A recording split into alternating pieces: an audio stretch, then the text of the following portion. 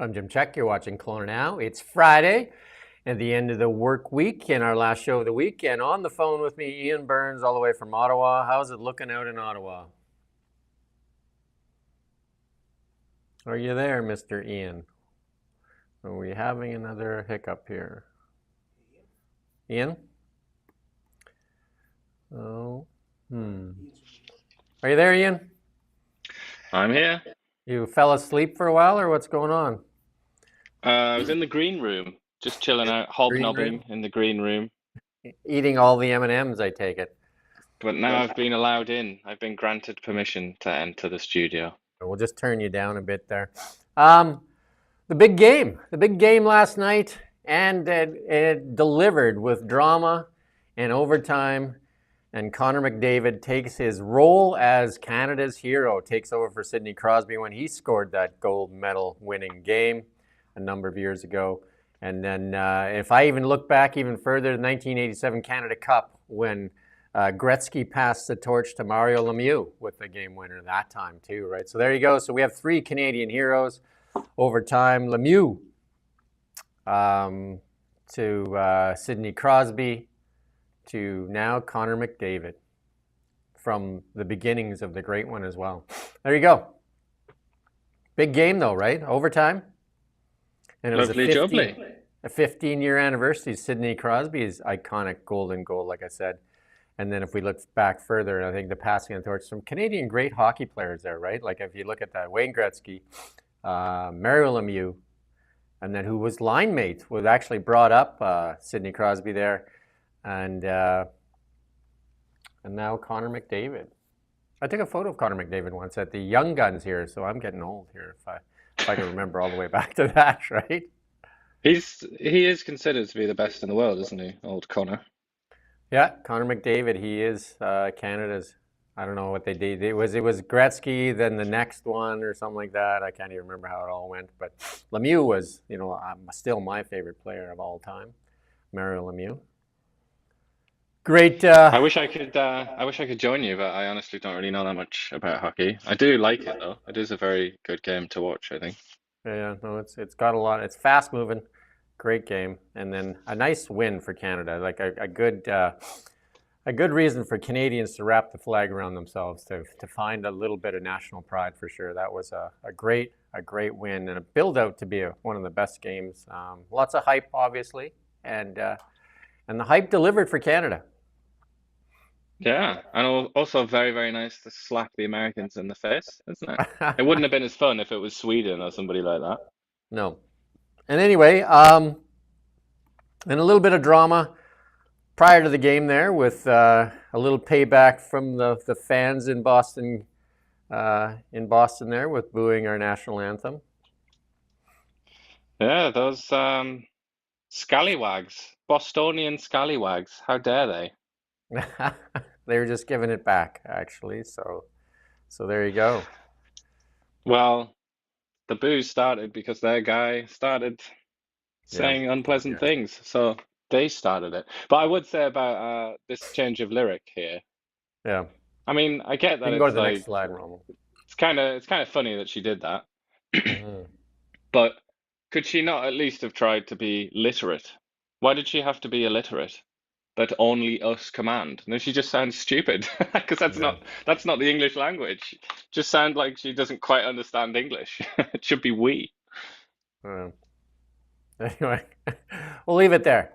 Again, big win for Canada, and like I said, Canadians needed that, and because we've been living in a world of a post-national state, and that gives another reason for Canada to feel very proud of who we are, and our game that we love to call Canada's game. And we haven't won a Stanley Cup for a while, so maybe that'll bode well for the next Stanley Cup win too. Like we haven't won the Cups, I think, since 1993. So that would be great. Atrocious. Yeah. Time for the Edmonton Oilers and Connor McDavid to pull off another big win, right? So they went to the Game 7. So maybe Connor McDavid's got more in him. So Let's hope so. Turning to BC, ex-coroners say BC's drug policy overhaul looks like an impulsive political decision. Any thoughts Well, on? Yeah.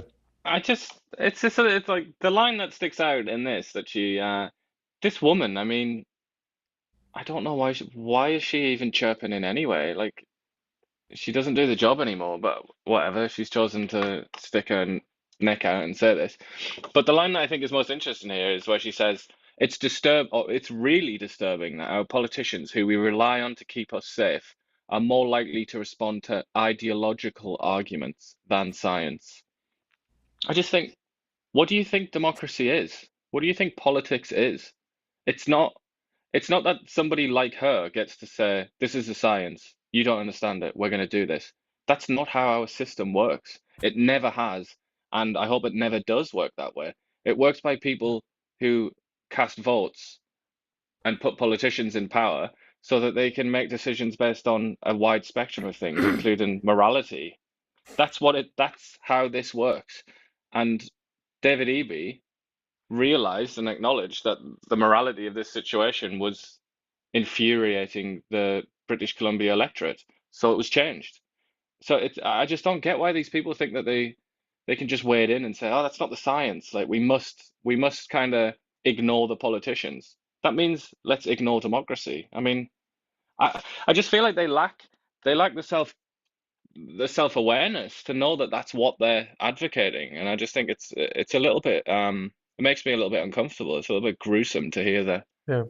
I, that angle being taken. I would say those words, science and expert, has lost a lot of weight with a lot of people, right? It's been overused, and especially you put science in quotes lots of times, right? So, I mean, it comes to a whole bunch of things where they're meant to, shame people into silence and stuff like that, right? People should still be able to entitled to their opinions. But also, it's like this idea that science like is all in capital letters and it's like a monument somewhere in the desert and it's just always right. It's just, oh no, that's science. That's right. That is also not how science works.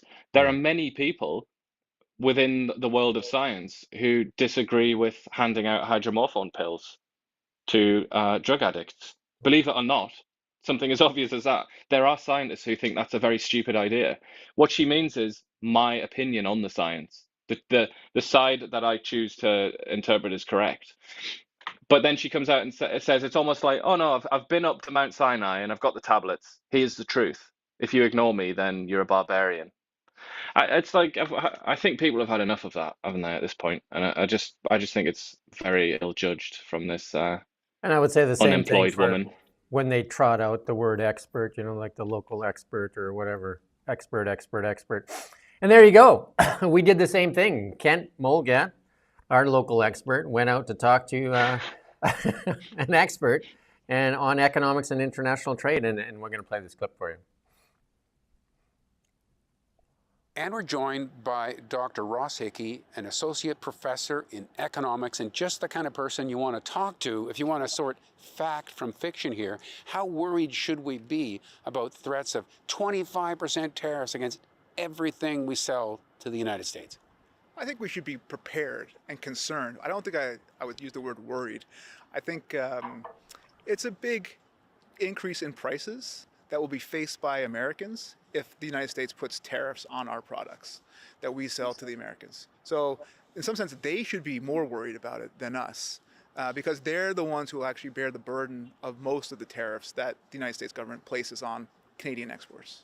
Okay, wouldn't it sort of resolve itself with the person purchasing the stuff saying we can't afford it at that rate and forcing the producer of the material to take at least part of the hit themselves? Yeah, that's right. So depending on how competitive markets are, some of the incidents, this is what we call in taxation, we talk about tax incidents. So part of the incidence is going to be borne by the seller, part's going to be borne by the buyer.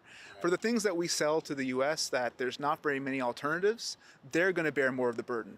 Like, so for example, oil and gas exports. There's a world market for oil and gas, right? But how much accessibility is there to non-Canadian oil and gas for those states in the United States that are relying on our oil and gas exports? That's the big question about how much instance will. There you go. If you want to watch the full video on that, you can go to kelownanow.com, and there's the full video. It runs about 5 minutes. Again, lots of people realize that the tariffs will hurt the Americans just as much as they'll hurt Canadians. A lot of it is bluster, I believe, and hopefully, as we get closer to um, April 2nd, we'll realize that a lot of these tariffs will be just bluster. There is people in the United States working hard for us as well, including CEO Jim Farley and GM's Mary Barra, to get, like one of the big things is the auto tariffs, because our economies are very much interlinked, right? So hopefully they can diffuse a lot of this stuff, and it turns out to be just a lot of bluster, and we can get on with our lives. That would be nice, but I don't think Trump has any intention of letting anyone get on with their lives, really, does he? He's full of beans. Maybe he'll get tired soon, but I mean, it seems like he just wants to ruffle feathers in all directions, doesn't he?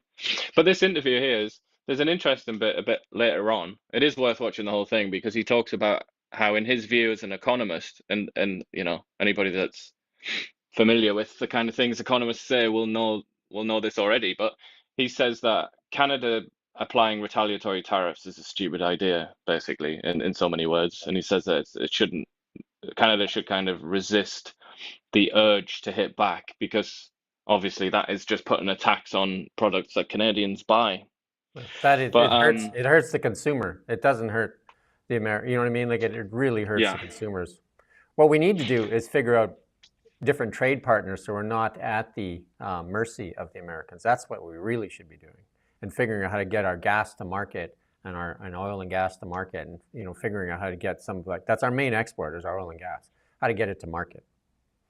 totally. And that seems to be something that a lot of the political figures, the main political figures in Canada, have figured out, as we've covered recently. A lot of talk about new pipelines and so on, but we have to wait and see if any of that is actually going to materialize. The now declared not going to run again Heritage Minister Pascale St-Onge, taking her last run at it as well, now came out and says the internet's too free, and complained that there is no control over free expression on the internet. And that her remarks come 6 weeks after the Cabinet's latest bill to censor content lapsed in Parliament. They had that bill that they were going to run, so they couldn't do it because Parliament's shut down. And she says we're in challenging times, and and we hear a lot about freedom of expression. We need to make sure it exists and that it's protected. It's a foundation. But she's saying that it's really hard for like their government to get their message out with not a lot of backlash from people, right? So. Well, it's something that I find very interesting about this. I mean, that line is the most interesting, I think, where she says freedom of expression is currently being exploited and undermined. I just find that to be such an interesting thing for somebody to say. And it's increasingly this left-right divide in politics, where the right, just look at like JD Vance a few days ago in Munich, where he's really pushing the Europeans and anyone else that was listening to really sort of think about freedom of speech in their societies and how important it is.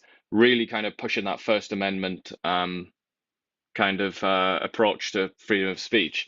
And then here we have a liberal, like a sort of on the left, if you want to say that, talking about controlling speech. And it's the same in Germany, it's the same in Britain, it's the same everywhere. There's this left-right divide. The right wants freedom of speech, the left is very suspicious of it. And I just find that so interesting, because obviously anybody that studied political history knows that it used to be the other way around. Not that long ago, like 40 years ago, 30 years ago, maybe, it used to be the other way around. And I just find that to be such an interesting switch there, such an interesting change. But I would also say to Pascale St-Onge here, who's talking about how important it is for, she often says this, how important it is for for misinformation not to circulate, and how important it is to get the truth out and to have like a society built on journalistic principles and so on. I would say to her, she probably isn't listening, but we know Chrystia Freeland is listening. Maybe if Chrystia can send her a text. Why don't you tell your media servants to reply to my numerous emails? Because these are people who are paid well over six figures to sit in an office and respond to emails from people like me, and they are refusing to respond to my emails. So that would be a start, I would say, Pascale. Yeah, her last quote here, and this is a Holly Dillon Blacklock story too. And again, you can subscribe to her work Um, it's on Black Lux. Her last quote here: "The worst thing about all this is," says on St. Onge, "is we have no control over the direction these platforms will take and how they will increasingly shape our relationship with the world." So, that's part of their whole thing with Bill C-18, controlling Meta, and they want to control over Google and all that stuff. I mean, it seems odd that these people that used to be really supportive of free speech are now really supportive of controlling speech, especially the platforms. And then in response to that, she went on CBC, and we're going to play a clip here, and she wants to double the amount of money that CBC gets to fight what she calls misinformation. We'll play this clip here. The criticism of the company is that it gets $1 billion, $1.5 billion in round numbers and doesn't necessarily deliver the audiences and the service that Canadians want. Your argument is that Canada, on a per capita basis, gets less money than most G7 countries, and you're proposing going from 33 per capita, which is CBC gets now, $33 a year, somewhere close to the average of $62 per capita. What's the amount, and do you really think there's an appetite for that kind of extra spending at this point in time? Definitely, and I don't think that we should get distracted by a minority of voices who say that the CBC should not exist anymore. In reality, for the past number of years, close to 80% of the Canadian population supports a better CBC. And the investments that I'm proposing are, yes, aiming towards the middle ground of the other G7 countries, but it's also the middle ground between 33 and 62, or $62 per capita your middle ground? No, I'm saying that there's a lot of room there. There's a lot of room there.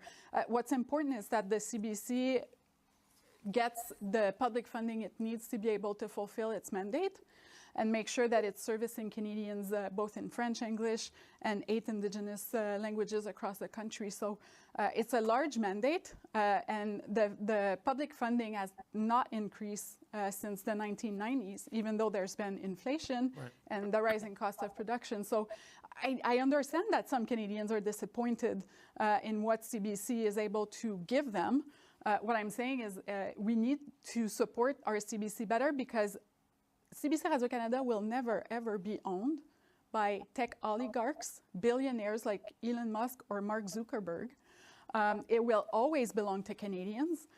And more than ever, we need it as one of the tools to better defend Canadian sovereignty, our own history, our own culture, our languages, and our right to unbiased information. Okay. And there you go. Just as she's leaving too, just like Justin Trudeau threw out that close to $4 billion for SNC Lavalin. Here's Pascal Saint-Onge doubling the amount of funding to go to CBC. And it has gone up, and she's kind of like messing with the stats a little bit there, because if it's $33 per capita as our population grows, so does the funding for CBC. And they've been asking for more money all along. I don't know if is that how they figure out the funding arrangement? They always do it per capita? Or is she just using that as a measurement? She must be using it as a measurement, but they have been increasing their funding. They've been asking, I mean, they laid off a bunch of people just before Christmas there, and then also took bonuses at the same time. Yeah, well, I just think that whole, I watched her press conference when she announced all this, and then I hadn't seen that interview, but listening to the interview, this is just all political posturing, isn't it? It's all just piffle. It's absolute piffle. She's talking about Mark Zuckerberg taking control of CBC. What? What are you talking about? What on earth are you talking about? Who's even suggested that? What a completely fatuous thing to say.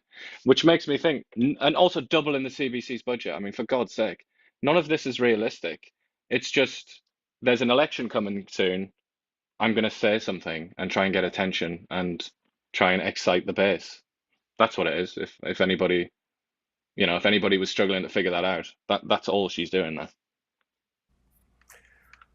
Yeah, I don't think there's get a lot like the I can't remember that commentator's name or the anchor there, but he's right in that there's likely not a lot of appetite for doubling the budget of CBC. But also, she's gone on about how non-biased the CBC is. I mean, again, if you want to live in what Vladimir Zelensky called a disinformation bubble, then good for you, you can stay there. But not very many people think that the CBC is a source of unbiased news. The majority of Canadians, again, if the surveys are to be believed, and that's all we really have, but according to those surveys, the majority of Canadians do not agree with that. They think that the CBC is biased, as does every serious, you know, analyst of the media recognizes that the CBC has a left liberal bias, very, very clear and obvious to anybody in this business. So again, that's wrong. You know, Canadians don't want to double the budget of the CBC. They don't think it's unbiased, and I'm pretty sure as well, if you ask them, they don't think that Mark Zuckerberg is going to try and steal the CBC and control it. So all of that's just nonsense. I cannot believe that that woman is being paid hundreds of thousands of dollars to do that. Like, what's the point? Liberals increase Sudan more refugees quota. That's Mark Miller. And Quebec says, not for us. Yeah. Yeah, but they can, don't forget, they can sponsor them and then send them to other places in Canada, just not Quebec. So somebody in Quebec can sponsor as many as they want, but they won't be coming to Quebec. Quebec seems to have more power than anybody, right? They get to say that because I remember Mark Miller once saying that provinces don't have a right to refuse refugees. Yeah, he said he was going to hire. I can't remember the exact words he used. So he said he was going to basically fly them over to provinces, and that really upset David Eby. I remember he came out and said that that was a stupid idea, didn't he? And like, he said it was daft. Was very angry. Yeah, he said it was daft. The word he used was daft. Yeah, and that was that interview that I did with him. Yeah, I mean, but also Sudan. I mean, on a more serious note, sort of Quebec exceptionalism. We're used to that, aren't we? I mean, that's just kind of, you can just apply that to every story that in Canada, pretty much, and that'll be a good guide. But when it comes to Sudan, he's talking about another 7,000, bringing the total to 10,000 Sudanese refugees. I mean, there's obviously a cost factor there. That's incredibly expensive because these people will be supported by the Canadian state at great cost. You know, you can look on the federal government's website at the sort of furniture and linen and all the rest of it, allowances that they get, thousands and thousands of dollars. Obviously, I mean, I think most people probably know this. Refugees are very expensive, costs a lot of money to bring somebody to the country and then to like support them in those first years. But also Sudan there's a civil war going on in Sudan, has been for a long time. It's an extremely dangerous place. And it also doesn't have very good, just like Gaza, because obviously Mark Miller is also pushing through a Gaza scheme to bring people from Gaza into Canada. But similar to Gaza, in Sudan, it's very hard to have like records of people because it's not a particularly well-run state. It's had a lot of misery and misfortune over the decades and dictators and whatnot, and it's hard to know who it is exactly that's coming to Canada. So it's another one of those schemes, I think, where it's rightly controversial and is going to come under quite a lot of scrutiny because ultimately everything that the Canadian government does should in some way be in the interests of the Canadian people, shouldn't it? I mean, maybe I'm just naive thinking that.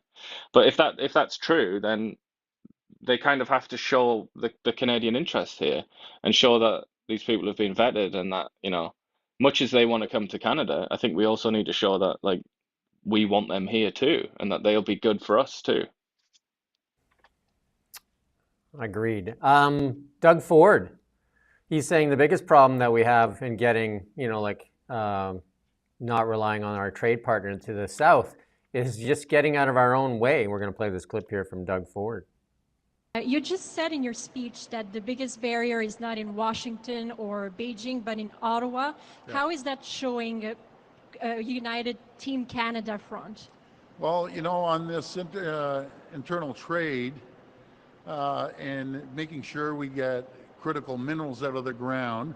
So everyone's heard of the Ring of Fire. This has been going on for 25 years. Assessment after assessment after assessment after assessment. Where are we going to have assessments the rest of our lives? Well, America and the rest of the world are trying to eat our lunch. One of the most powerful tools we have in Canada is our energy and our critical minerals.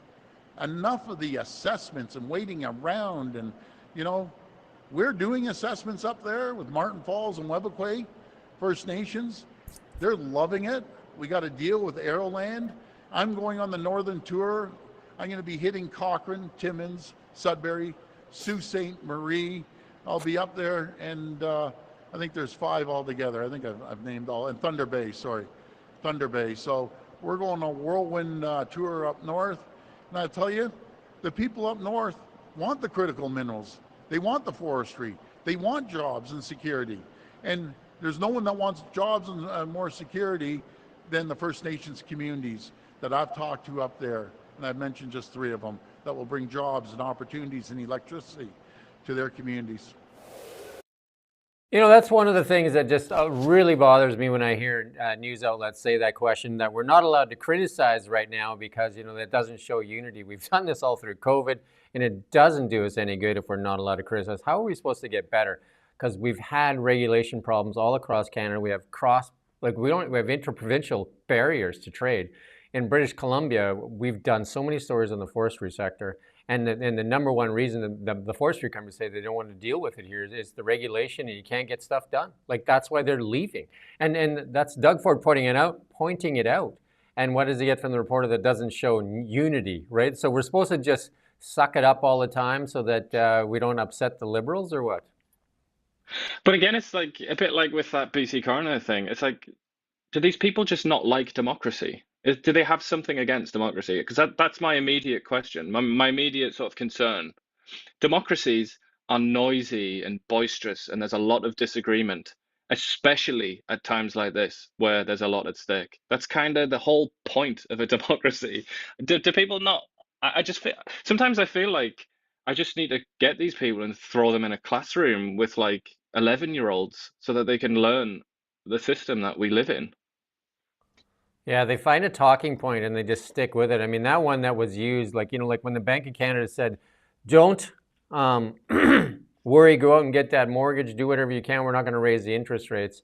And then they raised them 19-fold in unprecedented manner. And then, you know, when they was criticized, they were told that you know, like criticizing Canadian institutions at this time. And it seems like there's never been a good time to criticize bad economic policy by this government. Yeah, or as you referenced, COVID, health policy, or any sort of policy really. And as you know, anybody that's been paying attention for the last well, at least the last decade, it's just been like one crisis after another, hasn't it? So there's always an excuse. Right. If you're the kind of person that wants to find an excuse to try and shut up dissent, then you'll always find one. There's always an excuse. I mean, we've even seen this in the drug crisis.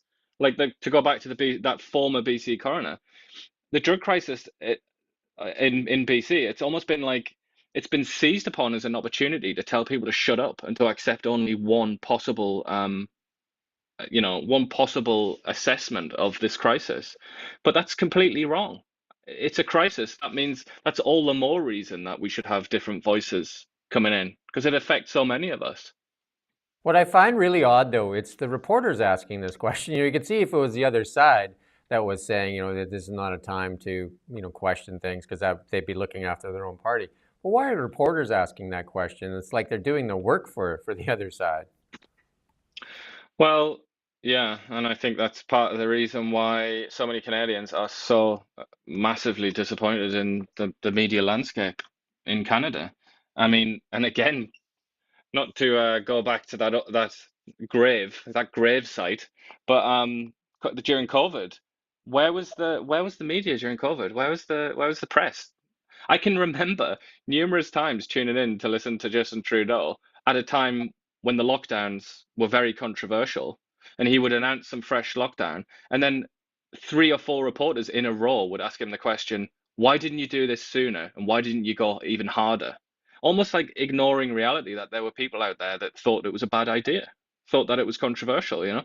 The press, increasingly in Canada, the press just have no ideas. They don't have any ideas of their own. They seem to just live in a sort of, well, quite literally, a government-funded bubble. They just seem to like align themselves with the ruling class in Canada. Yeah, and then let's move on to the Liberal leadership race. Ruby Dalla with an impassioned little speech here after they investigated her for election interference. So we're going to play this clip here from Ruby. Today has been a really emotional day after reading about these allegations. To all those that think that there may have been any foreign interference in my campaign, I want to make it very clear that there has been none. I am of Indian ethnicity. It doesn't make me any less Canadian than anyone else who may not have my skin color. These allegations are baseless, and I will never allow anyone to use my ethnicity, my heritage, my culture, and misconstrue that for foreign interference. I am in this race to make history as the first woman of color in Canada to become our nation's Prime Minister. I have entered this leadership race to bring our party back to the centre, and most importantly, to stand up for Canadians and fight for Canada. I look forward to seeing all of you in Montreal on Monday and Tuesday. So yeah, there's Ruby Dalla. She was investigated by the Liberal Party. I guess they don't like it that she's rising in her polls anyway. She's showing that she's in second there with Mark Carney. And she's been basically ignored by the media. Carney's getting the bulk of the airtime with CBC and CTV and all that, and Freeland getting some too in some podcasts and that, but Ruby Dalla not getting a lot of attention at all. Yeah, they definitely don't like her, do they? Because she's a wild card. She's not on the inside. I don't think she has many friends in the Liberal Party, in the establishment, let's call it that. I think one So of her she's just kind of like, she's sanding their sneakers, really, isn't it? She's just annoying to them. I think they want to get rid of her. Yeah, they tried to block her from the French debate as well, and then I think she had another platform piece that went out that she's bringing the Liberal Party back to the center. Well, not talking like that. I don't think she's going to bring them back to the center. Like making, is it false? Let me think about how I'm going to phrase this for legal reasons. Making unsubstantiated claims about racism. That's not centrist, is it? Those are the tactics of the extreme far left. So I don't know if I can believe her when she says that about being in the center, because nobody that I know, no serious people, have said that she's that the foreign interference is going on in her campaign because of her skin color or ethnicity. Nobody said that. She's just said that. I think she's just made that up. A good question for the Liberal candidates: will they accept the results? Because there's 400,000 registered for this vote that starts on February 26th to decide their leader for March 9th. I guess the question should be asked: will they accept the results? Because it was pretty easy to sign up for this stuff, and they're saying there's a lot of bots out there, and how they're going to qualify this. This is like basically an internet poll to pick the leader, to pick the next Prime Minister of Canada. It's basically an internet poll to pick the next Prime Minister of Canada, because that person will become the Prime Minister, even though it might be for a short period of time. Yeah, it's a funny old way of doing it, isn't it? Yeah. So I mean, I think my suggestion would be, if anybody but Mark Carney wins, then there'll be an investigation. If he wins, I'm saying. Bob's your uncle. Will they accept the results? Because I think they've already determined what the results are, and if all of a sudden Ruby Dalla wins, I mean, how will they scrutinize those 400,000 people that registered to vote in this internet poll, really, for the February 26, 2025 there? I've been getting a lot of emails, I tell you. And they did say that they were going to investigate ahead of time, didn't they? So I guess we'll have to wait and see. And they're going to have to reveal how many applications that they refused or whatever. So I got an email, or email actually from it was a text from Chrystia Freeland saying that asking if she could count on my vote, and then here's her phone number to text her, or here's an email to ask for questions, and I texted back, and it bounced, and it said this number doesn't accept text. I'm like, okay. So I tried the email address, and I tried the Chrystia Freeland with the Y spelling, and it bounced back and said it doesn't accept emails. And then so they had a different one in there with the Chrystia, different spelling, Chrystia without the Y, and I tried that one as well, asking some questions and asking for an interview as well, and that one bounced as well. So not really Democracy in accepting, action. not really accepting any questions. Just will you vote for me, and tell you that you can ask questions. But if you actually ask a question, then you get the good old bounce. And they say that Mark Carney's the unreliable boyfriend. Maybe she's the unreliable one, unreliable girlfriend in this case. Nobody wants to talk to you, I guess, right? Anyway, any more sad news here in the Hamas murdered hostage brothers? It says those children were killed with bare hand. Oh, I can't even say it. So Yeah, I mean I don't blame you. It's horrific, isn't it? And it's kind of one of those things where you kind of like a Clockwork Orange. It's like you have to force yourself to look at it because it's so disgusting. It's so repulsive. like I don't know But how people can kill children with their yeah. I don't even. I sorry. I can't even talk about it. Sorry. yeah, well, this is October 7th. Like a lot of people haven't even looked at this. They don't understand what's happened to Israel and the Israeli people. They've experienced a kind of like collective trauma that I think it's very hard for the rest of the world to understand. They're on a completely different level right now. So when the likes of our Prime Minister says something about the Israeli military operation in Gaza, like something unfavorable, and doesn't seem to recognize why Israel is doing that in the first place.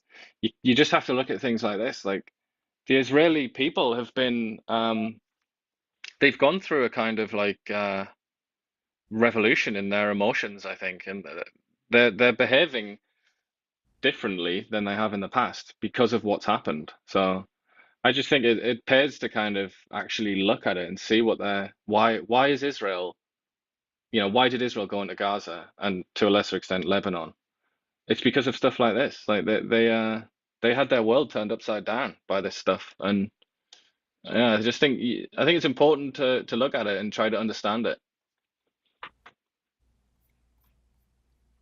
I don't think I'll ever understand it. Apple pulls the data protection tool after UK government security row. Yeah, this is massive. This is a really huge story because Apple, I mean, I'm sure you know this with your knowledge of tech, but I feel like even most people know this in the sort of general public. Apple is like extremely protective of stuff like this. And there's been a number of occasions where like a terrorist or something is like killed loads of people and then shot himself and left his iPhone and and the government or whatever, the police have tried to get into it and ask for help from Apple and they just won't help them. This has happened loads of times and it's been like quite controversial and Apple's like stood its ground. And then the British government came out, or it was revealed like last week, I think, that the British government had ordered Apple to remove its the highest level of data protection that it has. I think it's like APD, isn't it? Advanced, well, Yeah. or ADP, Advanced Data Protection. You have to like, ADP, yeah, you've got to enable it in your settings. But that basically makes it all your data like end-to-end encrypted, like untouchable. And then Apple says, we don't even have it, and we don't even know how to like access this because it's like so hardcore because that's kind of one of their that's how they advertise their what products, don't they? It's like super safe and secure. But anyway, the British government has said like we need to get into that because we want to investigate, we want to look at people's photographs and texts and stuff. And then Apple said, well, Apple didn't say anything actually, but now they've just announced that they've removed that feature from everybody's phones in the UK. So now you just don't have that in the UK, and the government can just get in and look at your iCloud.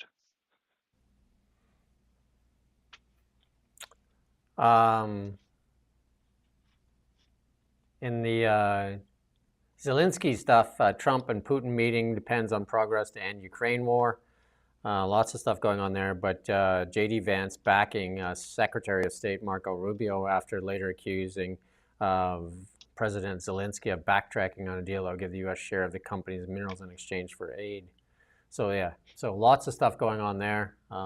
Vance, Rubio, and then. Well, yeah, this is like so. Rubio's trying to say that Zelensky like agreed to it. Hmm. He said, yeah, sure, like I'll just get it through Parliament. This idea that the Americans can take a cut of the rare earth metals in Ukraine, like the profits from those, Yeah. digging those up.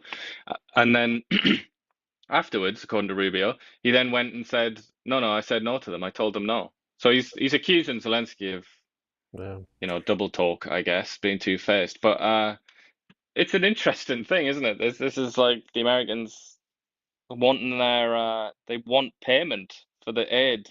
Well, I say the Americans, the Trump administration wants payment for money that was given to the Ukrainians by the Biden administration. So once again, it's kind of the Trump administration just refusing to honor I the did. promises made by the Biden administration. I did listen to a bit of a clip on one of the things was a deal like with aluminum, and it was a foundry that's been destroyed by Russian bombing, and they're saying we'll help you rebuild that foundry, and then in exchange for that we'll take half of it, and and I think it was Trump that was saying that that foundry alone could provide all the aluminum that America uses in a year. That'd be its only source of supply of aluminum, and that's how big that foundry is. So Ukraine is a very mineral-rich country, including like potash and stuff. Like it's very similar to Canada.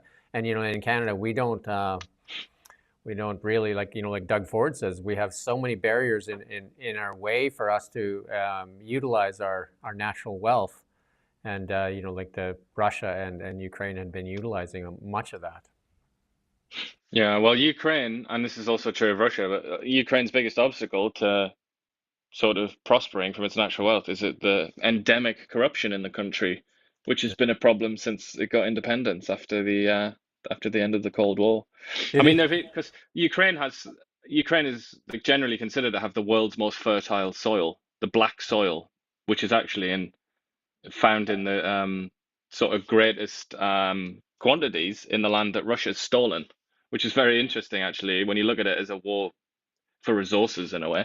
But anyway, even before the Russians stole that land, Ukrainians were selling that soil. They were packing it up into like shipment containers or whatever and sending it off around the world because it's so valuable. It's so like nutrient rich. So that's just one example of the kind of thing that's been happening in Ukraine when they try and make the most out of their like blessed land, which is so rich in resources. They've run into this corruption and like these oligarchs who pilfer the country, just rob from the Ukrainian people. It has been the playground of the corruption of Europe and Russia. Like, I mean, they used it as kind of like a sandbox for corruption.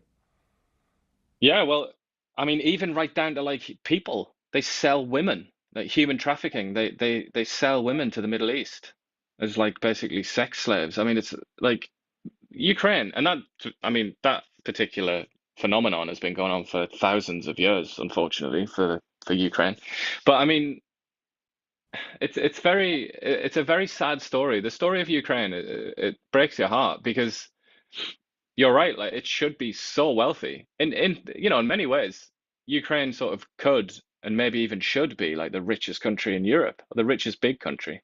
It's got the potential to be there, but it's just kind of, like you say, obstacles, somewhat worse than the obstacles that we face in Canada to sort of building our wealth. But it's very, very sad. Every time I read about it, it just breaks my heart really, because the Ukrainian people they've just been slapped about for the best part of 3 centuries or something like that. It's dreadful.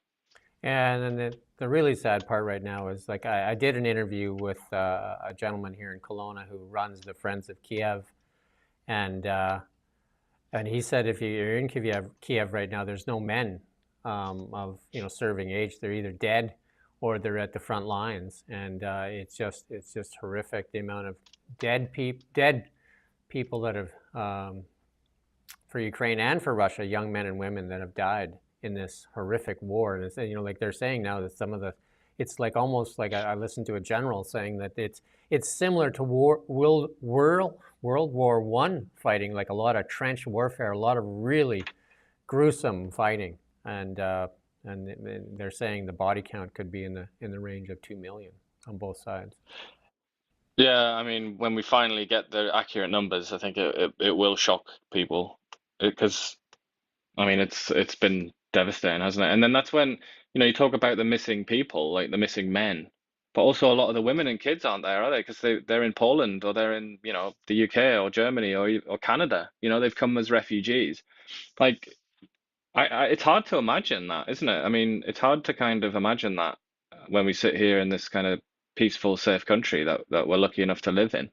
It's hard to imagine the towns and cities being like depopulated and the whole country being torn apart. And It's a terrible terrible war. So the horrible. amount of destruction is unfathomable. And I think maybe if they showed more of that, people wouldn't be so against a peace process right now. Well, I Let's mean, the worst one is a couple of years ago when or 3 years ago, I think it was in 2022, I think, where they could have had a peace there. I mean, that's if they end up getting this peace and it's worse, and it looks like it will be worse than the one that they could have got a couple of right. years ago, then that's going to be like that's just even worse, And that isn't it? was It's just and that horrifying. was the Americans that nixed that peace deal, and I believe the British was in on that as well. Yeah, Boris, I think, was the messenger. Boris Johnson was the one that said no. Let's move on to markets. Gold, our friend there, continuing to go for that mark. It's going for that $3,000 mark. I've heard a few analysts calling for 3,300.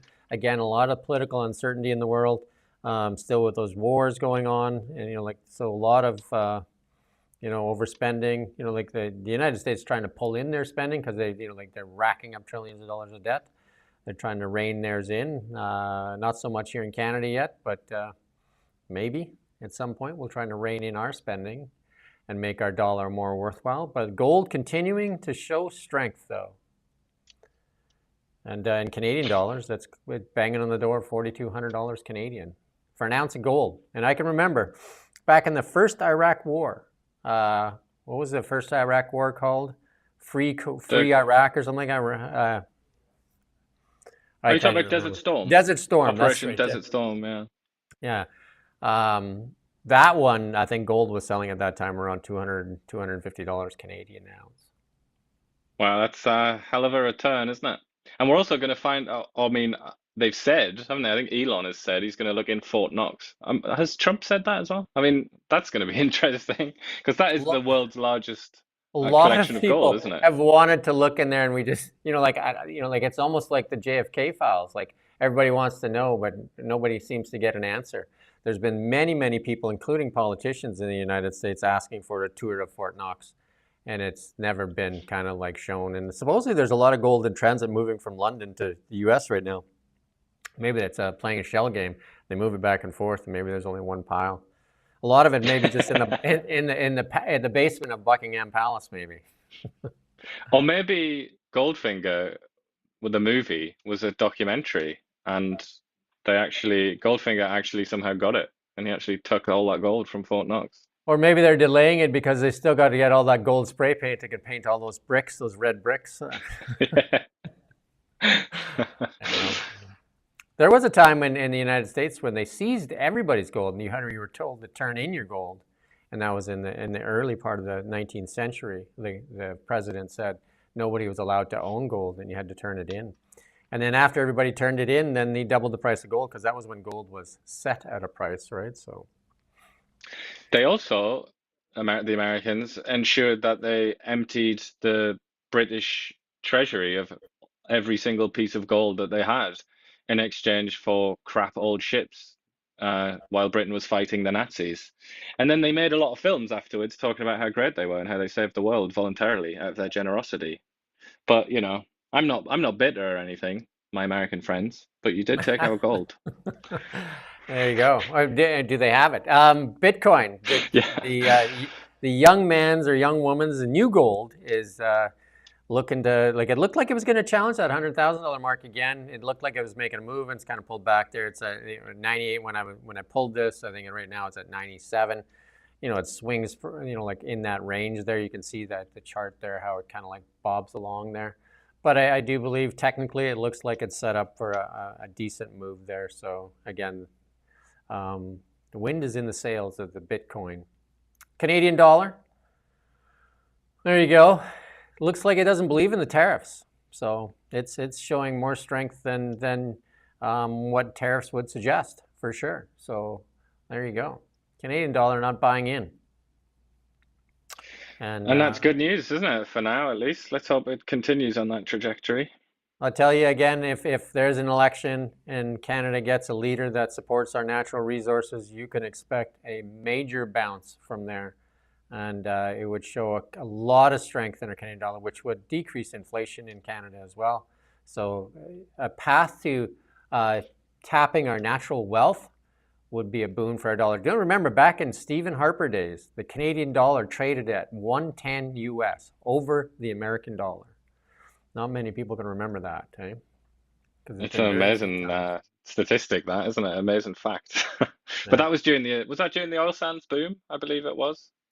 Yeah, but you know, the Swiss franc and the Canadian dollar used to trade very much at the same level. Like you could, the Swiss franc and the Canadian dollar used to trade very close to each other.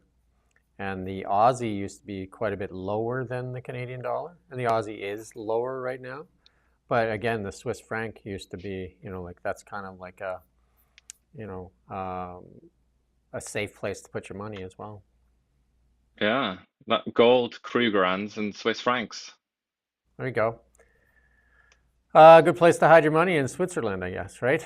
Let's move on to our AI. Well, sticking with this though, we did, and I do have an interview coming up with Gavin Dew we're going to talk about, because David Eby did say that the Canadian dollar is the reason why that they're not going to do that $1,000 grocery rebate, and I would say to David Eby, like, you know, it's actually recovered, so that excuse doesn't really hold very well. And then the other one is he said that nobody will invest in Canada since the Trump tariffs, and that's been going on for a while.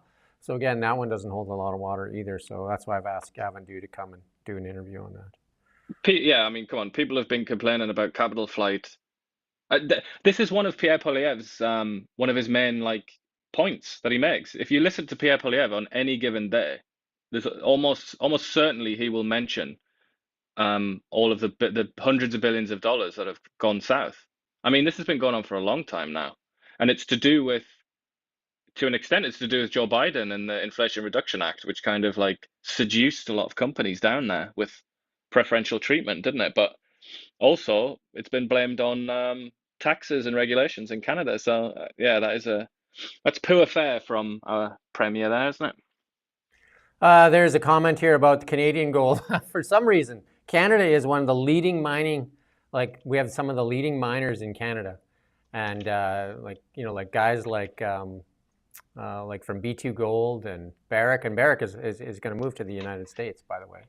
And, we had Goldcorp. We had all these major gold companies, and they're all mostly mining in other parts of the world. And our Bank of Canada decided to sell our gold a long time ago, and we have no gold in our reserves. We sold them willingly because we said they said that gold had no future in world banks. And turns out they were wrong, as usual. And we actually sell Canadian debt denominated in US dollars. That's how much faith we have in our own Canadian dollar. I mean, if that doesn't sound ludicrous, I'm not sure what is.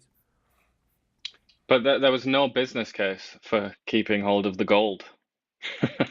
Apparently not. Anyway, another great decision. Let's move on to our AI segment. And this is at a Figure. We've seen lots on Optimus. We're going to play this video and just show you what Figure's up to. Another biped maker of robots. Go ahead and play that clip. Hey, Figures, can you come here?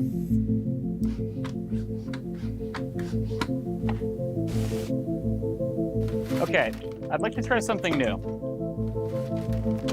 Even though this is the very first time that you've ever seen these items, I'd like you to use your new Helix AI and try to reason through where you think they belong in the scene, and then work together to put them away. Does that sound good?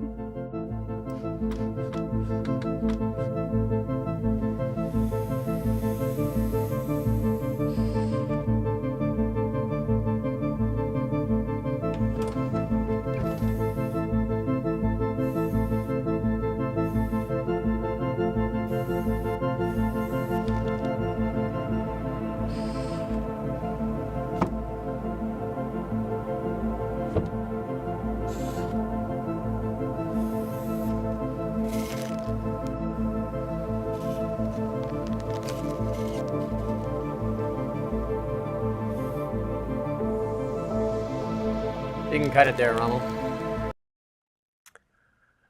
There you go. Working together yet. These robots were using vision-based and with learning, and they've decided how to hand off stuff to each other and put stuff in the fridge that belongs in the fridge and put stuff that belongs in the cupboard in the cupboard. It's a pretty, I mean, I can't help but look at it as a bit scary as well, but it is also absolutely amazing, isn't it? And did you see that one, that Polish what's the name of that Polish company? Like Clone Robotics or something. They also put out a video recently, which is of a sort of Android style robot it has like muscles, and you can actually see its muscles. Yeah, I did watch that one It's too. kind of yeah. It's very interesting, but it's like just when I saw that one there in the kitchen, I mean, probably it's realistic to say that within our lifetimes, most people will have access to these things. And I'm just imagining kind of you come home from the store or whatever, and you walk into your house and just like bump into one of these robots and like, oh, didn't see you there, Mr. Robot. It's just kind of crazy. Or even a better scenario is like, who has more control over the robot, you or your partner? And if you come home and the partner has more control and they've packed your bags outside and the robot's standing in front of the door and says, you're not coming in. Yeah.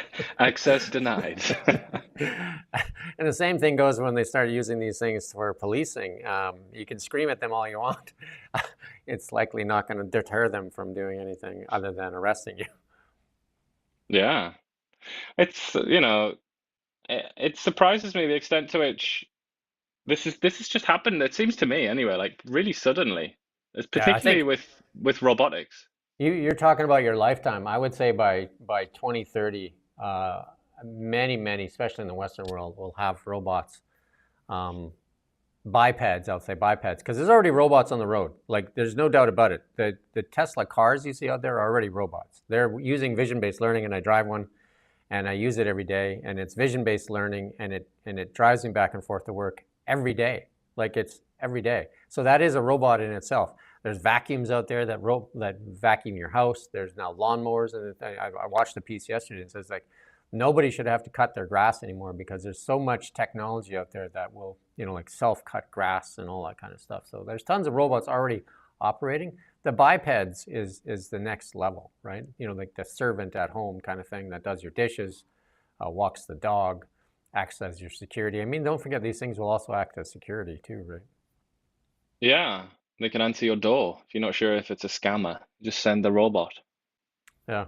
Let's move on to our EV section. A couple things here. Acura in a major U-turn, axing popular cars as drivers urge automakers to keep options rolling. So they had said that they were going to be, had a goal of amassing 60% EV sales by 2030 and completely into the EV thing, I think, by 2040. And that now they're saying, let's be a little more flexible, and then it'll be more of a windy road, and they're going to kind of like work on the hybrids too. And I think a lot of that has to do with what's going on in the U.S. there with dropping those EV mandates and that. And I think a lot of the legacy automakers, including the Japanese automakers, were having a real tough time making that jump into the EV world from the ICE world, right? So that's another thing that happened quite suddenly. To the EV world from ICE, yeah. What's that? That's also something that happened quite suddenly, I think, where it seemed to me it happened over a space of like a year or two, where EVs went from being a bit of a joke to being completely dominant and like the best cars in the market. Yeah. So here's something interesting though too, that failed deal with Nissan and Honda when they decided when Nissan said that we didn't really like the deal. They actually have right now, and it was a former Tesla board member, Hiro Mizumo, including the former prime minister, is they're going to try and persuade Tesla to invest in Nissan. They're saying that, like maybe Tesla can get access to all their Nissan manufacturing plants in the US. And so they're going to pitch Tesla on buying Nissan or merging it in underneath their umbrella. There's something unusual, right? And first, what would Tesla get for that? Their manufacturing plants. And, I mean, I'm not the one pitching it. I'm not sure. Justify it. I'm not sure what they would get at, but here's a good demonstration of what you were just talking about. And this is a post out by Tesla on, and I've talked about this many times. There's about 20 moving parts in a Tesla drivetrain. It's very simplistic, right? The Tesla drivetrain, right? Compared to, 2,000 plus moving parts in a traditional ICE gas car, right? Like, you know what I mean? You got an exhaust system, you got a transmission. There's no transmission in Teslas. There's no drive line. There's no drive shafts and all that stuff. Exhaust, coolant systems, all those things. And then so they're very simplistic compared to an internal combustion engine car. Like if you look at this, the center of the top image there is the battery pack, and then the motors, and this one happens to be a dual motor. There's 2 motors on the wheels. And then, with the ICE car, you have the engine, the transmission, the drive shaft, the rear end, and all that, right? So, and the exhaust system. It looks like a Hot Wheels toy, doesn't it? The Tesla one. That's how straightforward it is. Whereas the BMW one looks like something from about 1885. Yeah, and they've been refining that since Henry Ford rolled the first Model Ts off the line. There's always I guess incremental improvements that we've seen over gas cars. And I've driven many a gas car. And I think my first car was, people are going to love this, a 1970 Maverick. That was my first car. Bought it for $200, I think it was. $200 was my first car. You know when you could buy a car for $200? Now you can buy half of the groceries you need for the coming week. If you're driving a pickup truck, you'd be lucky to fill it up for $200. Yeah. My dad used to we didn't have a lot of money. We grew up very poor. My dad would put $5 worth of gas in at the gas pump. And that would last us, the week usually for $5, right? The good old days. And I imagine, a couple of miles south of where you grew up, it would have been even better than that, even cheaper than that. Yeah, and I don't know, for $5 right now, I don't even get to squeeze the handle once. It's almost like the cab fare. You get into the car when they turn on the meter. It already starts at $5. You're just like, what? You put the nozzle in, and I think it starts out at $5. Yeah, I mean, you might struggle to get a bottle of water for that in the sort of gas station store. Yeah, I think one of the comments here is you can't buy a used cell phone for $200. You can't buy much for $200, right? You surely can't buy an ounce of gold anymore, right? No, not like the good old days. And then we've got our meme here, and this one is as I thought was pretty funny, but because you see this in the gyms all the time, is most people recording their workouts, and then she's forced to go back and redo her whole workout because she forgot to record it. Well, you see a lot of the videos where they kind of it's a woman recording herself, and then a man just he doesn't know what's going on. He just walks along and picks up some weights or something, and then she shouts at him. I've seen a lot of those. I don't know how many of those are fake though. I mean, I feel like a lot of those are staged. I think a lot of those. Babylon Bee is good for the meme though. That's their shtick, right? Making you laugh, right? They're basically like one-liners, aren't they? That's kind of if you think about what their trade is about. They do some videos too, they do some spoof videos if you go watch them, right? If you're looking for something to do to burn daylight or whatever, you can do a lot of that. So that's our show for today and for this week, and we do appreciate the comments, and we do. We're going to try and putting them on the screen too. I think Romo is trying to do some of that too, right? As long as they're not nasty, but. Yeah, so I mean, the comments there, I think this one guy says, best cars on the market is BS. I live where it's cold. Well, I've driven mine in the cold as well. Calgary gets pretty cold in Calgary. They're not as effective in the cold for sure, but I've driven to Calgary many times and Vancouver over the connector.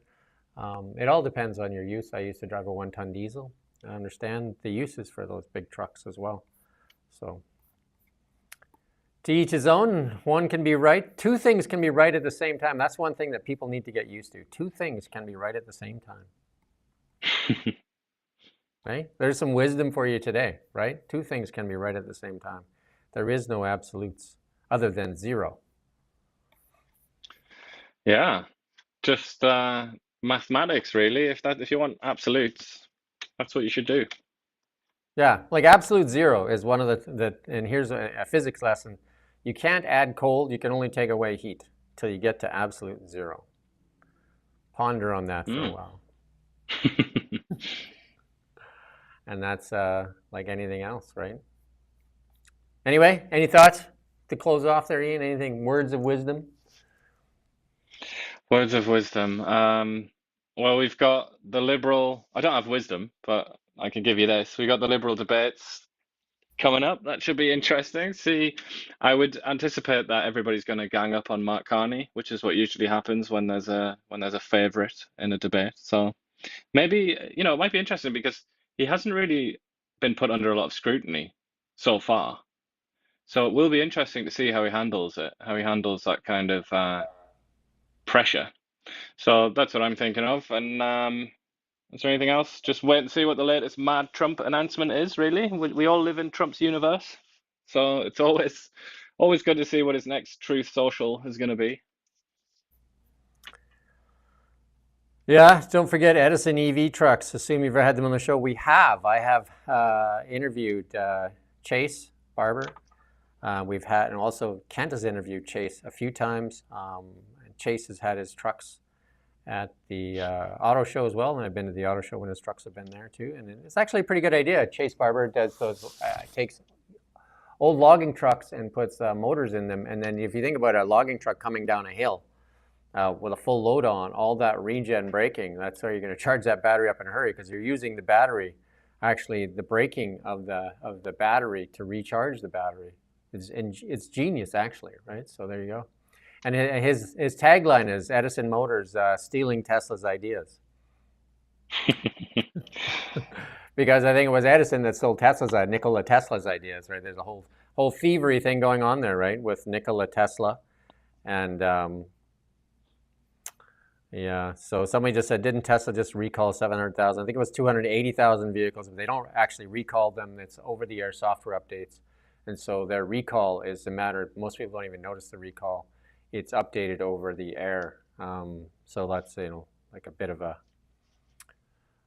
but you still have to do the recall notice. So anyway, just letting you know that we do respond to the comments though. So over the air updates are done automatically.